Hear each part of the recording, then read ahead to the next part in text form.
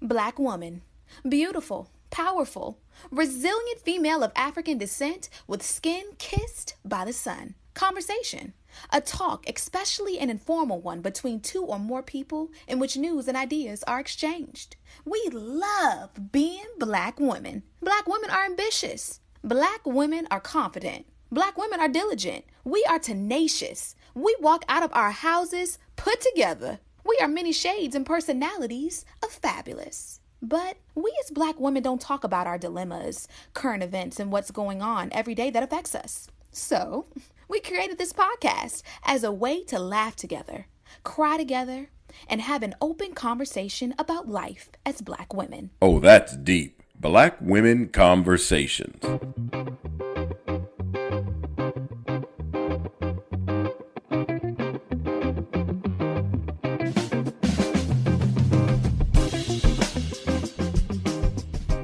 Hey, Nicole.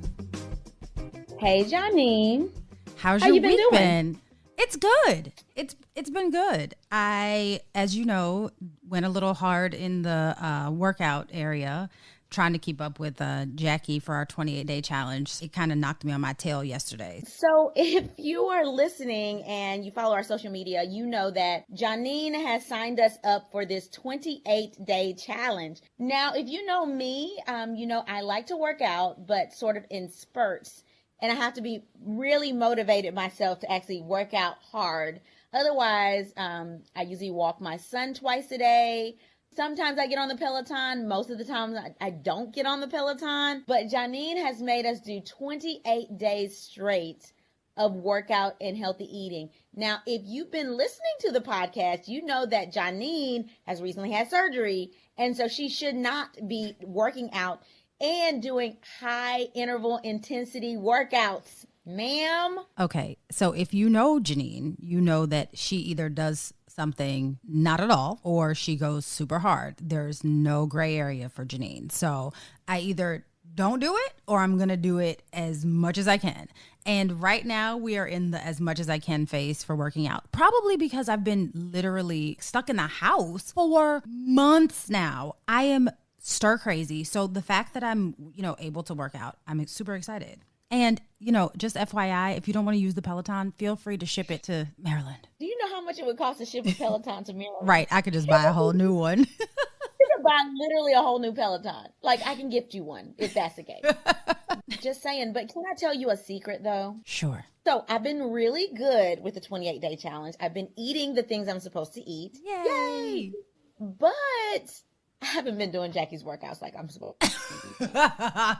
Did you just tell on yourself? Yes, I did. I've been walking still. Like I say, I might have done the Peloton once in the last week. So that's good for me. Mm-hmm. And I've been doing some other like step aerobics and things like that. So I have been doing something. I have to build my way up for HIIT.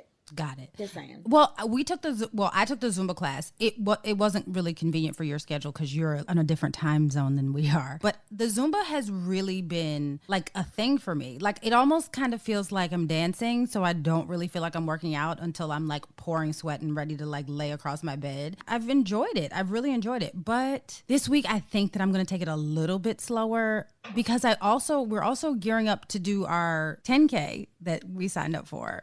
I Run for Wine. So it's just a lot. You know what? I'm really excited about that, though. I Run for Wine. So, because what better reward can you give yourself than just a little glass of wine at the end? I know, right? So for those who are listening and might not follow us on social media, number one, you should follow us on social media. And number two, we are doing a run. It's called I Run for Wine. You can sign up. You can do it anytime between now and the end of the month. You do not have to do it on a specific day. It's virtual, social distance style fundraiser. The proceeds from the I Run for Wine go to Stand Up to Cancer. Please, if you would like to help in some way, shape, or form, and you would also like to get fit, run for wine with us. Yes, you can join our team. The link is on our Facebook page. You can just click it directly and go straight there. If you're following us on Instagram, you can see our link tree and it could take you there as well. So you have no excuse. It's the best $34 you'll ever spend in your whole entire life. You get this super cute t-shirt. You get a medal like, hey, you've already won. And you get a couple other cute little things. You get like a sign with a number on it. So it's like really like a 10K. And trust me, it's when I heard 10K, because Janine was like, do you want to sign up for the 5K or the 10K? And in my head, I was thinking the 5K.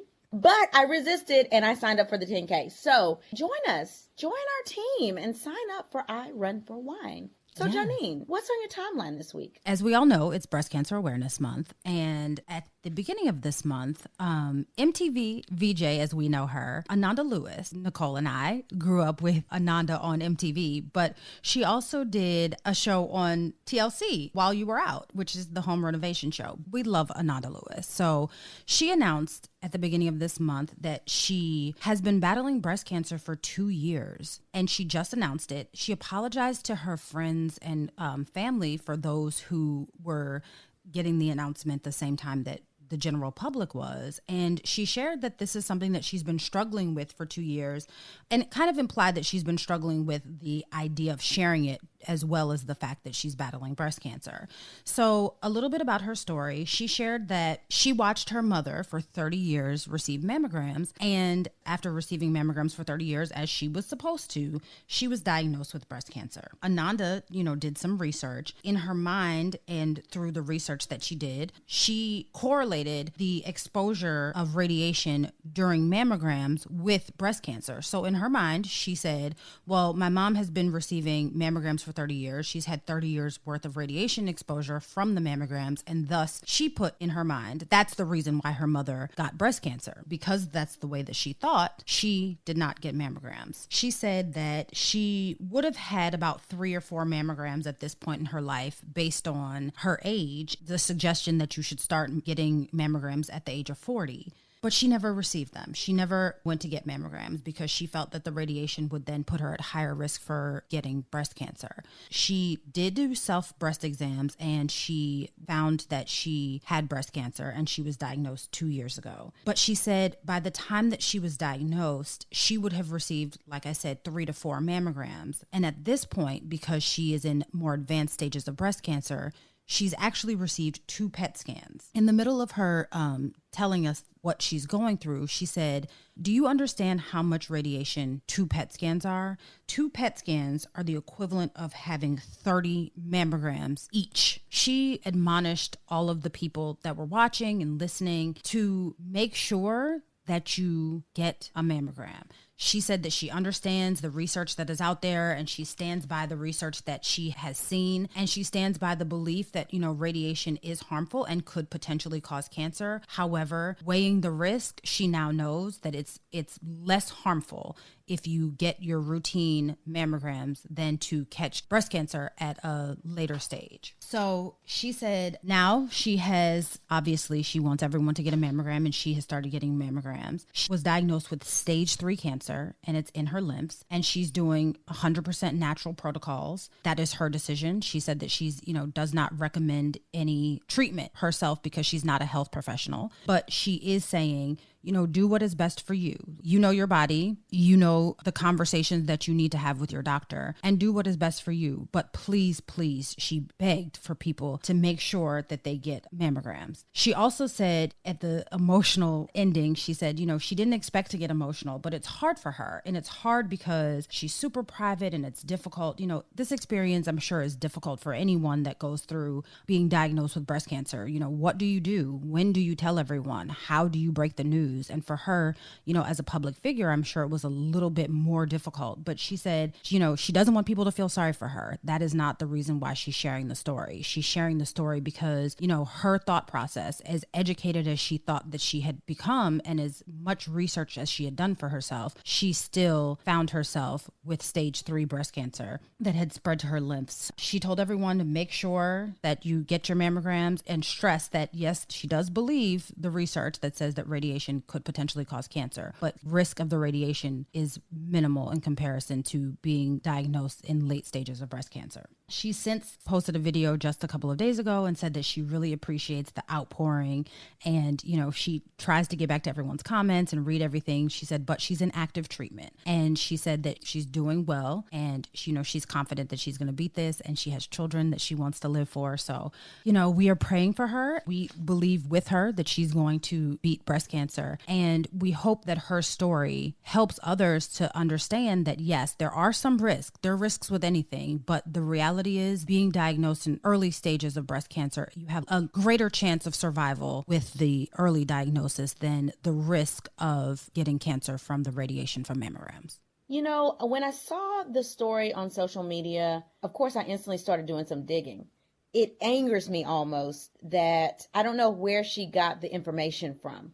You know, she says she's well researched, and then I was confused about she's getting natural treatments, but then she's getting treatments now. Like, I'm not really sure what that means. I'm not really sure if she's like actively getting chemotherapy and or radiation if needed, or if she's doing something that's more holistic. I'm just hoping that she's being as aggressive as possible. A lot of the reasons that we get into trouble can be because people want a second opinion and a third opinion, and people want time to process things, and they don't have people that are telling them, go get it. I mean, this is like a disease that you really have to be very aggressive in and just go get it. And for people that are listening, in the event that you research the same thing as Ms. Lewis researched, in that all this radiation exposure, I don't want to have it because that in turn can increase my risk of breast cancer. Let me let you know, the amount of radiation that you get from a mammogram is less than a chest x-ray. It is a teeny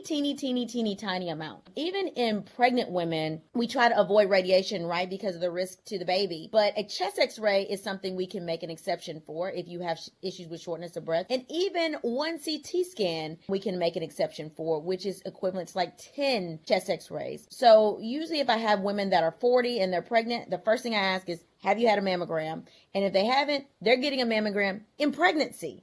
So I just want to make sure people understand that the amount of radiation from a mammogram is super tiny. The second thing I want to make sure people understand and know is you've received a diagnosis that can be detrimental, but it doesn't have to define who you are or your outcome, right? So you can be really aggressive with this thing. And the sooner that you say, okay, I have the disease, I want to go ahead and start treatment, the sooner that you can start getting medications to fight the cancer. So and I'm a firm believer that people should get a second opinion, right? I don't think it hurts to get a second opinion, but get that second opinion very quickly. So if you get a diagnosis in a week, get a second opinion in 2 weeks. Don't wait 2 or 3 months to get a second opinion. In 2 or 3 months, you could have had 2 or 3 cycles of chemotherapy. Like, let's be clear. And the more aggressive that we are with cancer, the better the outcome is in the long term. So yes, seek your second opinion, but then you have to tell people that you have it, because people don't know how to support you unless you tell them, and then be very aggressive with it. And so I have patients all the time that are like, you know, I don't know what to do. I don't want to tell my family. Like, that's the first thing you do. You tell your family, you get a second opinion. If that second opinion agrees with the first opinion, then you got to be aggressive. That's my 2 cents. And I know I'm a little aggressive in my sound because I'm very passionate about this, because I wish that she felt like she had the support at that time to talk to somebody. And I wish that her doctors would have referred her to somebody to talk to, even if she can't talk to her family, some counselor to talk through the situation, and talk through the pros and the cons of treatment early. I mean, you're 100% correct. I think that people, you know, unfortunately, we live in the day of like, you know, self-diagnosing and WebMD, right? Like, we go online and we look at stuff, and I'm guilty of it. Like, you all have heard, prior to me reconnecting with Nicole, I would self-diagnose all the time and convince myself of why I did not need to go to the doctor, because that was something that was going to hinder my schedule in some way, because of course, my schedule was somehow in my mind more important than my health, right? So I think that unfortunately we live in a time where we have access to enough to make it dangerous, right? Like, we are in a place where we think like, okay, if we just look it up on the internet really quickly, we'll have some sort of answer. Go to a doctor, get a mammogram. The reality of it is that especially for Black women, it is killing us at a much, much higher rate than it is our white counterparts. And we're not contracting the disease any more than they are. It's just killing us more. More Oh That's Deep Black Women Conversations right after this. Pregnancy Pearls, hosted by Dr. Nicole Lee Plenty. So initially in high school, I was going to go to Tulane and major in pre-law. On the mock trial team, I was team captain.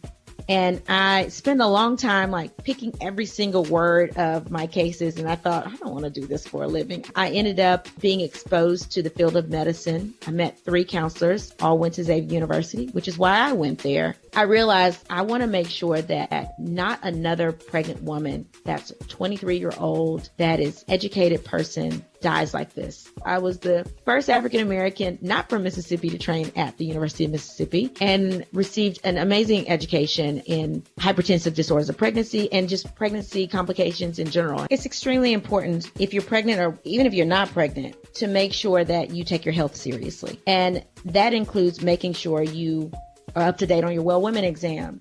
That's extremely important. Pregnancy Pearls is a Mean Old Lion Media production. So today we have a special guest, the resilient Miss Kerri Conner Matchett. Miss Matchett is not only a mom of 3, but also a partner at Anita T. Conner and Associates PC, Certified Public Accountants and Finance Services, aka the Tax Divas. She is an active member of Delta Sigma Theta Sorority Incorporated. So, that's pretty much the only mistake you made in your life because you know that I'm a member of Alpha Kappa Alpha. But we're not going to go there this morning. No, not this morning. Not this morning. All Greek love, okay? She is also a member of the Links and the Pennsylvania Society of Tax and Accounting Professionals. She has received numerous awards for her services. Most impressively, she has done all this while surviving breast cancer. In 2008, she was diagnosed with advanced breast cancer, but that did not stop her. Because of this, she co-founded the nonprofit Praise is the Cure Incorporated, whose mission is to eliminate breast cancer disparities amongst African American women. In 2010, she wrote her first book entitled My Mommy Has Breast Cancer, But She Is Okay. In 2017, she was diagnosed with stage 4 metastatic breast cancer and continues to fight today. She has continued to travel the country and appears on numerous TV and media platforms, inspiring both adults and children to never give up, regardless of what life experiences come their way. Kerri, we are excited to have you join the conversation. Welcome to the podcast. Thank you so much for having me. I'm so excited to be here. October is my month. I get super passionate about the month of October because, breast cancer has impacted my family. It started 22 years ago. And it really enrages me because where we were 22 years ago is the same place that we are today. Black women 22 years ago were dying at greater rates than any other ethnic group from the disease. And today, we're still dying at greater rates than any other ethnic group from the disease. And, our nonprofit, we've developed this slogan that just says, this must stop. I have 2 little girls. We have to do something to change the story when it comes to breast cancer and how it's affecting our community. Kerri, you said that it started 22 years ago. So can you give us the background of why you say 22 years ago specifically? Sure. So 22 years ago, my mother, who was the co-founder of Praise is the Cure, Anita T. Conner, she was diagnosed with an aggressive stage of breast cancer. She was only 41 years old. And she had the lump for a long time, for years. And doctors used to tell her back then, oh, it's nothing. You're too young for it to be breast cancer. And when she was going in for a routine exam, her doctor said, you know what, let's just take this lump out since it's bothering you. And it ended up being very aggressive. My mom's only chances really for survival were for her to enter into a clinical trial. And I'm so happy that they did. I could talk about clinical trials for days because we don't participate in them. But she did the clinical trial. It was tough. It was tough watching in the years that she went through. I mean, she had chemo, which is 10 times the standard dose. I mean, she used to have to give herself shots. It was a lot. I had just graduated from college to come and work at home in the family business, but it was through watching my mom that I learned the statistics and what's going on in our community about breast cancer. And we said at that time that we wanted to educate our women. We wanted to educate the community, and we wanted to get the word out that breast cancer is not a death sentence, but you have to get your mammograms. Education is the key, and we have to talk about it. And 22 years ago, when my mother was diagnosed, no one was talking about breast cancer. She was one of those people that didn't want to tell anyone what she was going through for fear of what people might think, especially as a business owner. We started Praise is the Cure 15 years ago. We started going into our religious organizations, our churches, and we had Praise Sunday, and we started handing out educational materials to the churches and to its members, just explaining to them and educating people on breast cancer. We didn't know that 10 years after my mother's diagnosis that I, at the age of 33, would get breast cancer. And again, my cancer was aggressive. It was advanced. I was educated. So I started getting mammograms at the age of 29 because my mother was diagnosed so young. And even still, by the time we caught it, it was very aggressive. And I had a very aggressive treatment protocol back then. You know, I had chemo. I had a double mastectomy. I did more chemo. I did radiation. I had reconstruction. I had surgeries. It was a lot.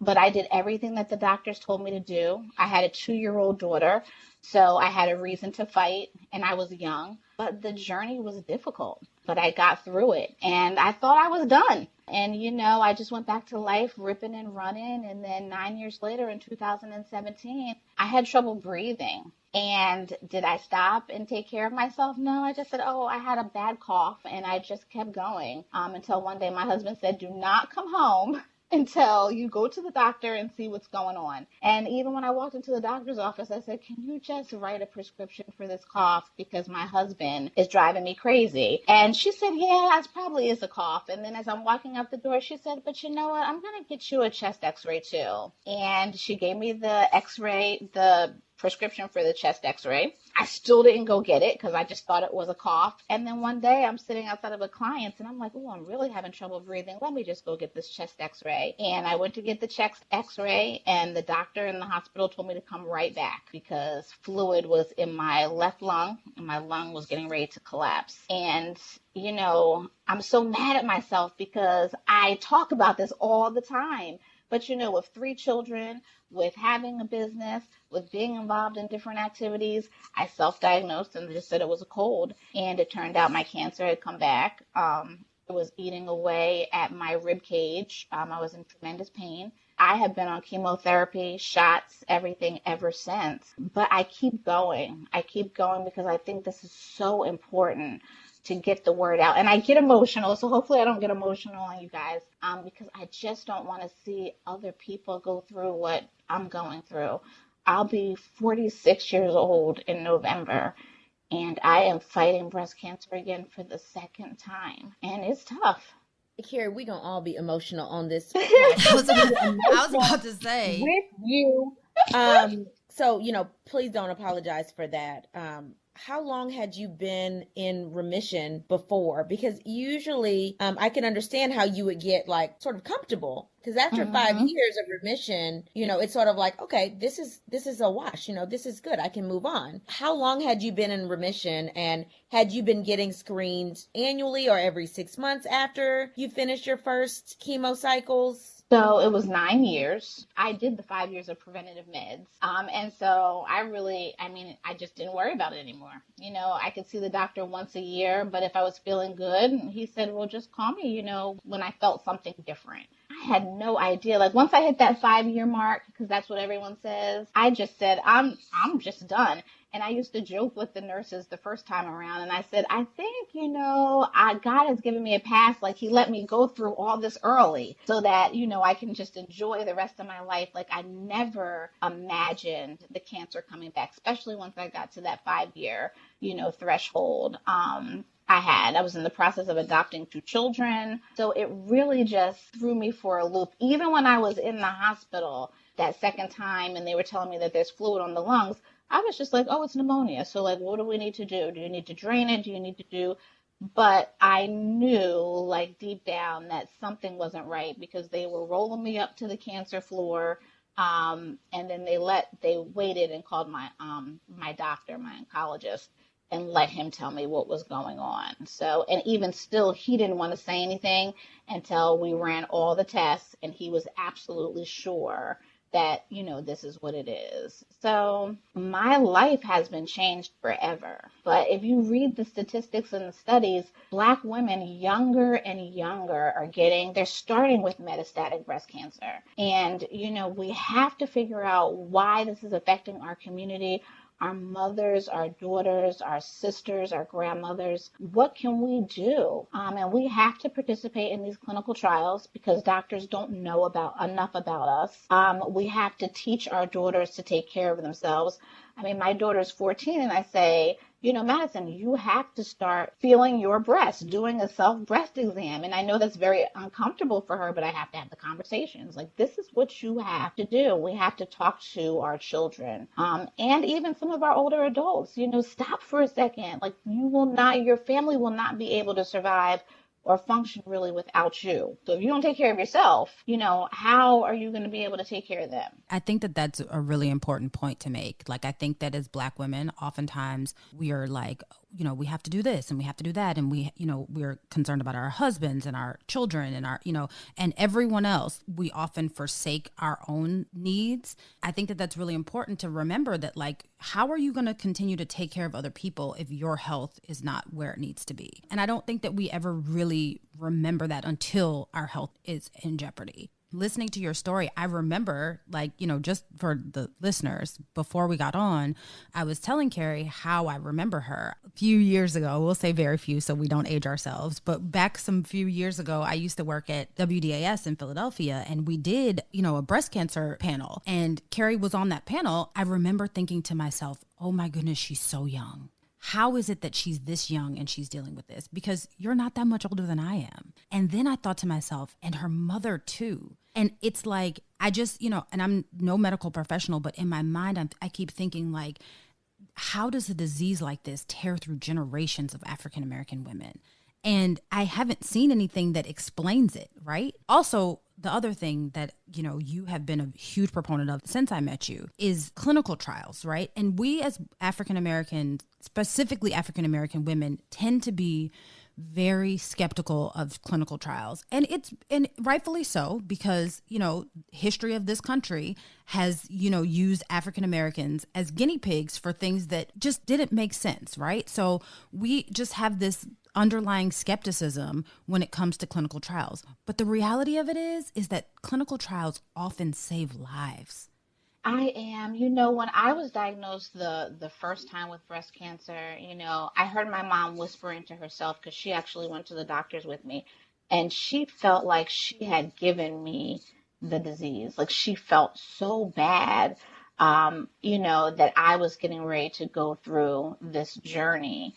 And what I remind her all the time is I remember sitting in the oncologist's office, and when they were telling me that I had cancer and I was getting ready to go through the protocol, I asked my doctor, I said, am I going to have to go through everything that my mom went through? Because in my mind, mentally, I was just like, I can't do that. Like, I cannot do those things I saw her doing.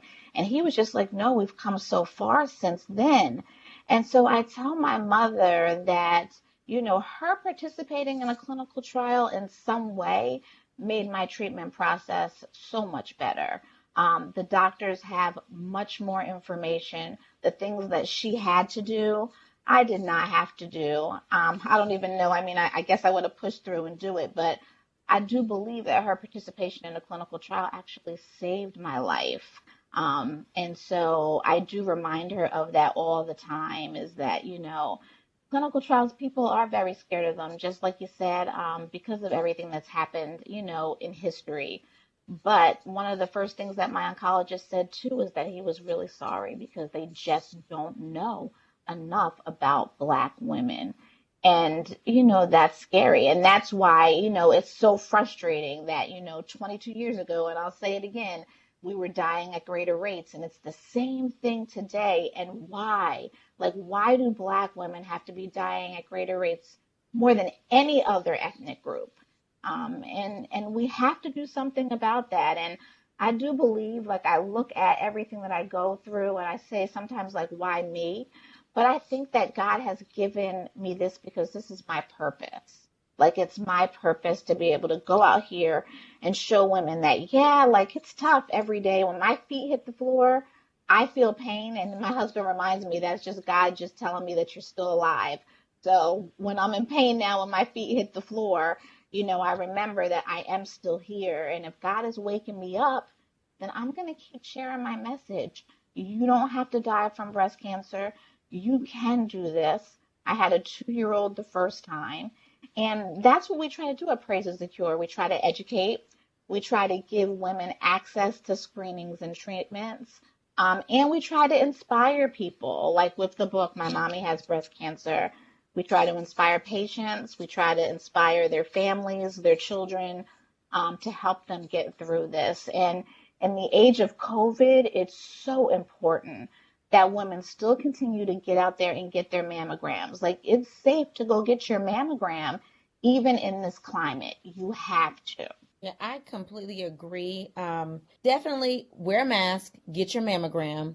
And then the other thing that you should tell your mom is, I mean, she not only saved your life, she saved millions of other women's lives. Like, I remember being in med school with different clinical trials that were going on, and now feed forward to now treating people with breast cancer while they're pregnant, and that's now the new standard of care. So those clinical trials shape what's the standard of care now.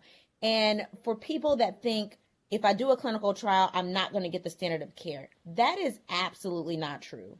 Usually you get the standard of care, they see how you're responding, and if you're not responding, then it is, hey, there's a trial over here that can treat, triple negative breast cancer, which Black women are more likely to get, which I'll give some facts on later on. This amount of chemo can help reduce this cancer cell. So we're going to switch from this standard to something a little bit more aggressive. I don't think people understand that. So if you're getting a clinical trial, it's not that you're not getting the standard of care. It's that, hey, this standard of care is not working for you. So we're going to switch lanes and give you something a little bit more aggressive, which has been shown to help before. We just don't have enough people to prove that this should be the new standard of care. So if your doctor is seeing that your chemo is not working, there's always a clinical trial going on or something that they can try again, and almost until the very end. So make sure that you are seeking a second opinion. If someone's telling you there's only one type of chemo that you can be on and they're not familiar with clinical trials, then it may be that your hematologist may not be as academically involved and may not know of clinical trials. So that way you should seek a second opinion. But you're absolutely right. Black women are not involved in a lot of clinical trials. They just aren't. We have to fight for ourselves. And if you're not comfortable with your team, then maybe you need a new team. But you have to be your own advocate. Absolutely. So tell us about your book. Oh, my book. My mommy has breast cancer, but she's okay. I just light up when I talk about the book. So I wrote the book the first time I was diagnosed, and my daughter Madison was only 2. And I was looking and trying to find a book that I could read to her with images that look like us, that would also share the story in a non-scary way for her. There wasn't one. So I just said, you know what? I'm going to write one. So I ended up writing My Mommy Has Breast Cancer, but She's Okay. And it really just talks about the story of Madison and myself. And I explain the different stages that we went through, because everybody's journey is different. But I like to use the example of the butterfly. And a lot of people don't know this, but a monarch butterfly travels about 1,000 miles during its lifetime. So that's from like Philadelphia to Florida. And I explain in the book that butterflies are so fragile and so delicate, but they make the journey.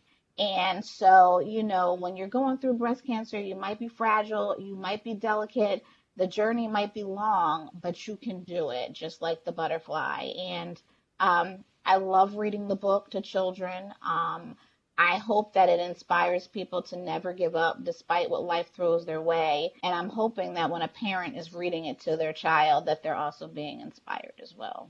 That's amazing. I love that. I love that. You're trying to find resources, you can't find them. You know what? Let's create our own resources. I love that. So, Kerri, usually in the podcast, we talk through some scenarios, and we have some scenarios and some emails that have been sent to us by our listeners that Janine and I usually talk through. And so you are welcome and I'll say encouraged to give us your take on these scenarios. So, Janine, you want to talk about your email? This letter starts off, "Hi, ladies. I know I'm probably not your average writer, but I saw your request for breast cancer related questions and decided to write in. Last month, my wife was diagnosed with breast cancer. While my natural instinct is to continue to ask her if she's okay, I know that I need to do more and I need to be present in this moment with her. We have 2 beautiful children, ages 3 and 5. I know that I need to be here for them as well. I want to make sure that I'm as knowledgeable about the upcoming journey as possible. I've found numerous articles and websites, but I'm looking for some more information for me and our children. If you ladies have any suggested reading for a husband of a breast cancer warrior and their kids, I would love to hear them. Thank you both in advance, and thank you for giving us men who love Black women something to help us understand them." Of course, Kerri just mentioned her book for your children, but I also looked up a couple of other books, and there is a book that's actually called Breast Cancer for Husbands, How to Help Your Wife and Yourself, and it's by Mark Silver. And that book is specifically geared towards husbands that have wives that have received a breast cancer diagnosis.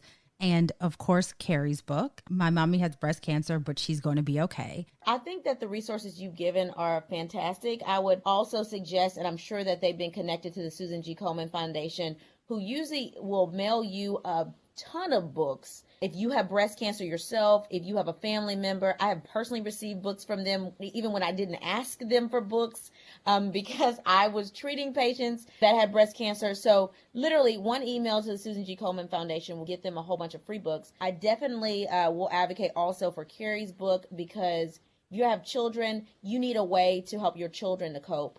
But in addition to him finding resources and reading, I would encourage him to listen, because a lot of women, especially Black women, don't talk about their problems. And that's why we created the podcast, so we can talk through our situation and what we're dealing with emotionally and not bottling it up.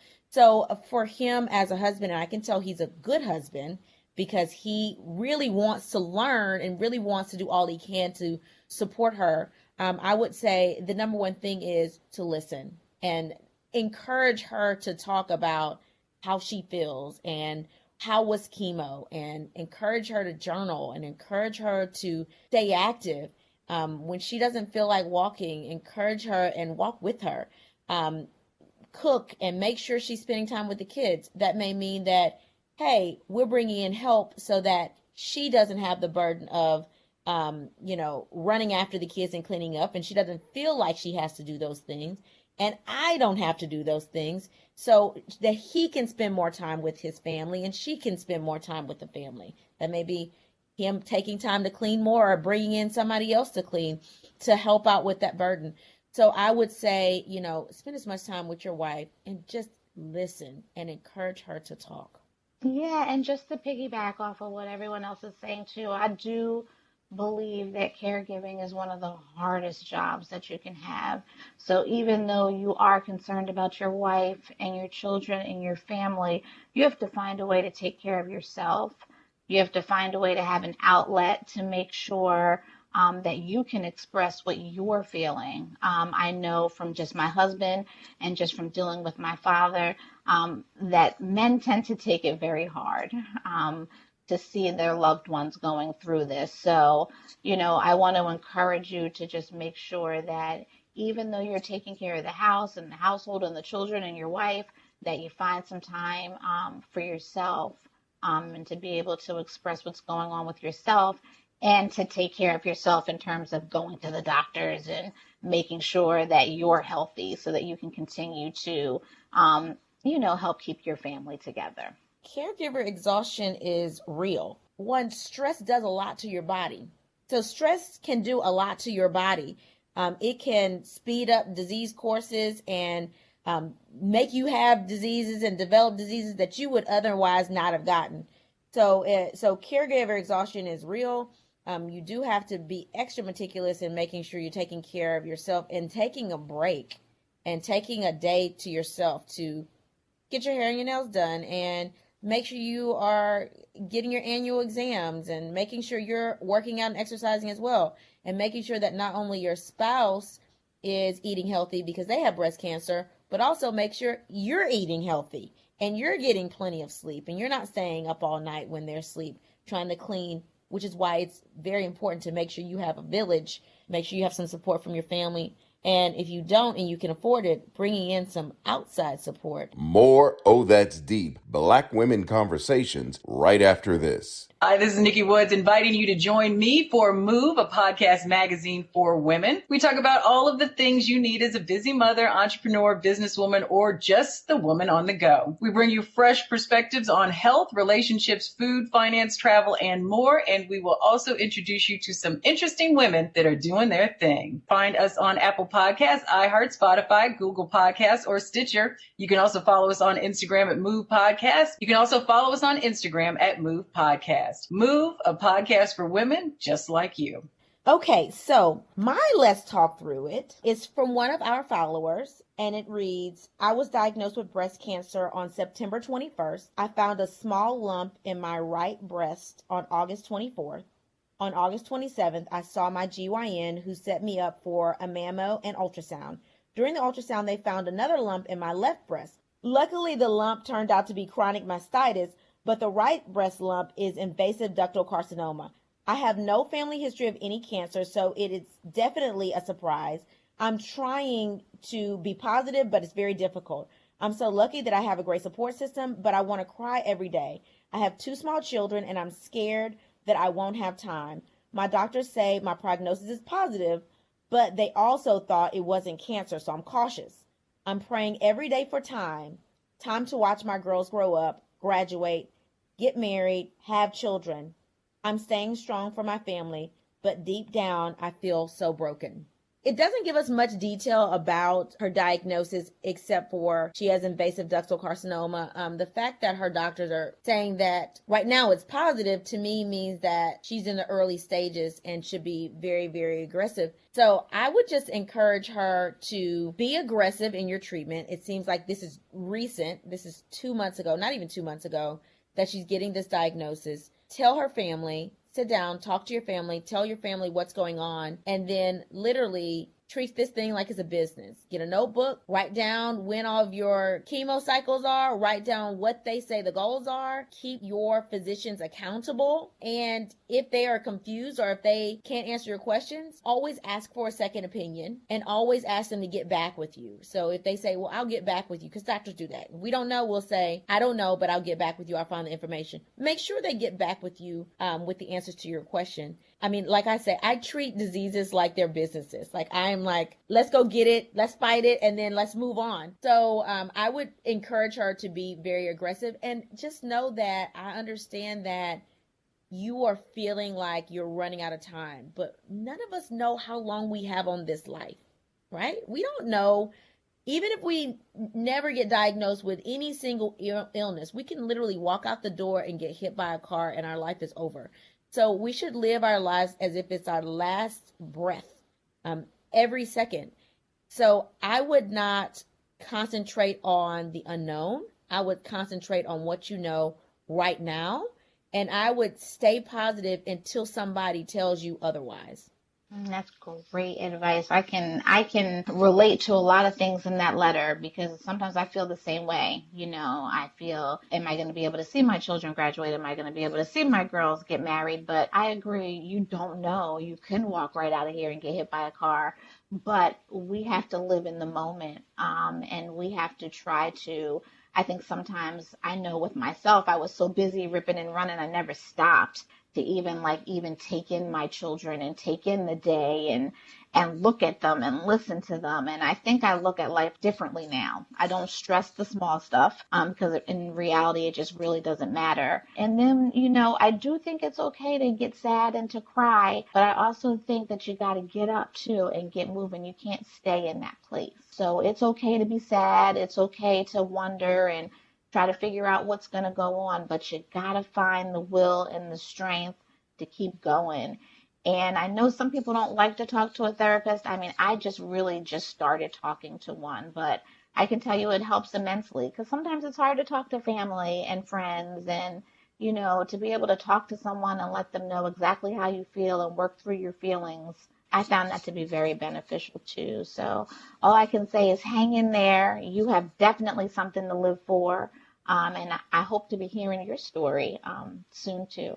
I don't really have anything to add, but I just want to say that everyone has talked about the importance of your village. And I think that oftentimes when people are diagnosed with illness, the first thing that they think is that it's a death sentence. And then the second thing they think is that they somehow need to hide away. That's been a theme throughout this episode where, from Ananda Lewis to our listener, people just want to kind of like go and deal with this and process it on their own. And I think that it's important to speak to, while in your mind you may think that it might be a burden to others, I think that you have a support system and God has placed people in your life for a reason. And, one of the things that my aunt who had breast cancer said is that we didn't come into this world on our own. So you have to utilize the people that God gave you and placed in your life because that's why he placed them there. I would just like to encourage people to make sure that you share it with your family. I mean, yes, you can take the time that you need to process the diagnosis on your own, but don't climb this mountain by yourself. Like it's really important to utilize the people that you have. I'll add one more thing because I recently lost my sorority sister last week. And I know we briefly mentioned it because I found out during the recording that she passed away from breast cancer that returned aggressively. And she had, receptor negative breast cancer, which is very aggressive amongst African American women. Talking to my sorority sisters this week, obviously we've been checking on each other more frequently this week. People that I hadn't heard from since we graduated college, I've had text messages from and I've talked to and had conversations. And so it's been great. Well, one thing my best friend and I talked about, who's also my line sister, said, what do we want to leave as our legacy here? Like, how do we want to be remembered? And I think that sometimes we don't really think about that. Like, what do we want to be remembered for? We just think about we want to live. We want to, achieve these goals and make sure we have some money in our pockets. But what do we want to be remembered for? I would just encourage this follower to concentrate on your legacy and how you want your children to remember you and what you want to leave behind for them, and make that your focus. Even once you beat cancer, because you'll beat it. Even once you beat cancer, focus on that. Because, like we've all said, you don't know how long you're going to be here, regardless of with or without cancer. We know that we have to leave. And how do we want our children and our great-grandchildren and our friends and our family, how do we want them to remember us? And what do we want to leave behind? What are they going to think about 10 years after we're gone and laugh? What are those things? So be intentional about spending time with your family. If you're cautious about what your doctor said, get a second opinion, but then believe it. If you have a good prognosis, accept that good prognosis. Not everything is bad. And be aggressive. And while you're being aggressive, focus not on every day waking up thinking, oh my God, I have cancer. But what are you going to do to leave your legacy, leave your footprint here, and work on that and make that your passion. Janine, what did you learn new this week? Okay, so there are a couple of things. So according to the Breast Cancer Prevention Partners, which is a nonprofit organization, they mentioned that there are some things that you should watch out for, and they have not been proven to cause breast cancer, but some of these things have chemicals that have been proven to cause breast cancer in them. So skin lightener, hair relaxer, Brazilian blowout treatments, acrylic nails, and some fragrances. So they suggest that, skip the toxic hair products, go natural, reduce the products that have fragrances, avoid nail polishes that have the toxic trio, which one of the ingredients in the toxic trio is formaldehyde. Read the labels closely and look for some safe alternatives to things that are heavy, have heavy chemicals in them. And there are some websites and apps that you can go to. And one of them is Think Dirty. One of them is also The Good Guide. So if you are interested in being a little bit more holistic and natural with things, just to be on the safe side, those are some websites and apps that you can go to. And also, I just wanted to highlight a couple of Black-owned, female-owned businesses, so businesses that are owned by Black women that are either donating to the breast cancer research or that are owned by breast cancer survivors as a way that you can help breast cancer survivors. So here in the DMV, there's a lady named Kendra Woolridge, and she owns a company called Janet and Joe, and it's a nail polish company.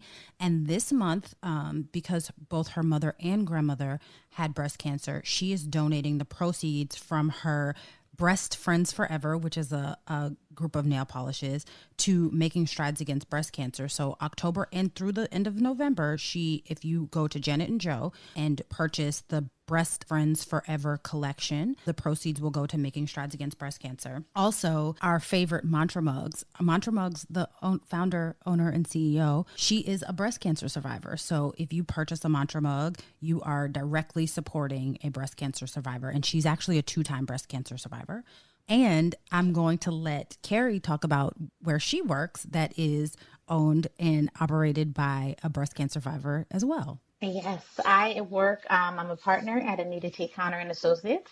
We are located right outside of Philadelphia. We're also known as the Tax Divas. So we're a full service financial accounting firm. We do everything from taxes to insurances, retirements, bookkeeping, and both my mother and I are breast cancer survivors. And then we also have our nonprofit, which is Praises the Cure, which really focuses on educating and providing support to Black women, breast cancer patients, survivors, and their families. So tell us where they can find all of that information on social media and or online. Social media, we have a Facebook page, Praises the Cure, and Instagram, Praises the Cure. And please check out our website, which is www.praisesthecure.com, and you can reach us there. Awesome. So check out Praises the Cure and donate, guys. The truth of the matter is we need people to help support these organizations that will help save some of our Black women.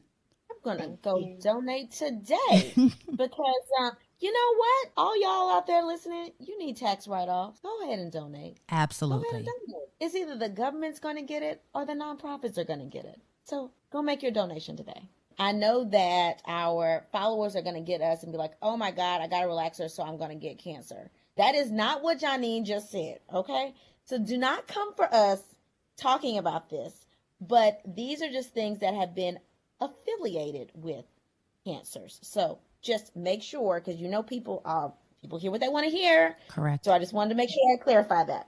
Okay. So I know we talked about that list, Janine, and ways that Black women can reduce their risk, and women in general. So I know we talked about Black women having more aggressive forms of breast cancer. Just something that I learned as of this year, we used to say that the incidence of breast cancer amongst Black and white women are the same. It's actually higher in white women as of this year, actually as of last year. Higher in white women. It's just that Black women have a higher rate of actually dying from breast cancer. And so that 1 in 8 statistic is still the same. But when we talk about the types of breast cancer in Black women is more likely to be triple negative. And so when we say triple negative, we mean estrogen receptor negative, progesterone receptor negative, and HER2 negative. And so those are different receptors that different chemotherapies can target. So if you have all of those receptors that are negative, that means that, hey, these chemo treatments aren't going to be as responsive because these chemo treatments are blocking these 3 different receptors. And if you don't have them, then you can't really be treated as aggressively. So that is one reason that Black women are dying at higher rates, because the chemotherapy just isn't as effective. And to Kerri's point, if we're not participating in chemical trials, then guess what chemos are being developed? The ones that are for estrogen receptor positive patients, right? Because that's most likely affecting Caucasian women, and they're in the trial. So it's very important to be in trials so that we can work on drugs that can treat these more aggressive cancers. The other thing, people can always say, what can I do to reduce my risk? The 2 main controllable risk factors that can reduce your risk. One, if you have children, breastfeeding. Breastfeeding can reduce your risk, and that's something that you can actually do. Breastfeeding, even for a short span, even 3 months, will help reduce your risk of breast cancer. And the biggest thing is decrease your excess abdominal fat. Okay. People don't want to talk about obesity because it's just, in Black women, we're just thick, right? We're curvy, we're thick, we love our bodies, we embrace it. I think that Black women are beautiful in every shade and shape and size. But one thing is very clear. If you have more abdominal fat, you have a higher risk of triple negative breast cancer, specifically triple negative breast cancer, than people that have lower abdominal fat. So I would encourage you, get a friend like Janine, and it will help reduce your excess abdominal fat, because that is the number one thing you can do to reduce your risk of breast cancer. If you have genes that put you at a higher risk of breast cancer, like what we call BRCA genes or BRCA genes 1 and 2, those are things that you should be aware of. That's why it's important for you to talk to your family. Talk to your mom got breast cancer. Ask, have you been tested for these genes? Because that means that you need to be screened automatically very, very, very early, starting at age 30 or 10 years before she was screened. But in the meantime, reduce your excess body fat. Get a friend like Janine. Nicole, can you go briefly into what BRCA is, what BRCA genes are? Because I'm not familiar with that. So BRCA genes, and I know Kerri probably knows about BRCA genes, which are breast cancer receptor 1 and 2 genes. So there are women that have these genes. And if you have the genes, they're what's called autosomal dominant, meaning your children have a 50-50 chance of also having the gene. And so if you have the gene, you have a significantly higher rate of getting breast cancer, because that's why it's named BRCA, for breast cancer receptors 1 and 2. So if you have these genes, that means that you need to be very aggressive. Some people, if they have the genes, because they know they have an extremely high lifetime risk of getting breast cancer and a high risk of getting breast cancer before age 40, some people get prophylactic mastectomies, meaning like they just go ahead and get a mastectomy before they even get breast cancer because they know they're at higher risk. Now, that gene is more likely to cause you to have breast cancer, but it's also related to other types of cancer, like ovarian cancer as well as colon cancer. So if you have that gene, you need to be screened frequently. Don't go and ask your doctor, hey, I heard on the podcast that Dr. Plenty said, if I have this gene, I'm at higher risk for cancer, so I need to get screened. If you have a higher risk of cancer in your family, you need to get screened. So if you have a first-degree relative with breast cancer, especially if they were diagnosed before age 50, you should have automatically been asked if you wanted to be tested for that gene. If you weren't, you should ask if you should be tested for that gene. If you have no family history of breast cancer, then you would not need to be tested for that gene. You would need to start your mammograms annually, starting at age 40, every 1 to 2 years. I know the American Cancer Society still says every year, but the U.S. Preventative Task Force says every 2 years. I think that's because of money, but don't get me started on the politics of that. But either way, you should start your breast cancer screening at age 40. But that is what BRCA is breast cancer receptor 1 and 2 genes. All right, so motivational moment for the week. Whatever thing you're battling with, remember your why. Remember this thing, quote unquote, does not define you. Don't let it consume you day after day. Press on, find your purpose, and keep going one day at a time. Until we meet again. Pray, work, slay. And show off your melanated excellence. Bye. Oh, That's Deep, Black Women Conversations is produced by Nicole Lee Plenty and Janine Brunson Johnson. Executive producer, Ken Johnson. Get the Oh, That's Deep Black Women Conversation podcast on Apple Podcasts, Spotify, Stitcher, Google Podcasts, or where you get your podcasts. Please subscribe and rate us. You can follow Oh, That's Deep Black Women Conversations on IG at Oh, That's Deep BWC. Oh, That's Deep Black Women Conversations is a Mean Old Lion Media production.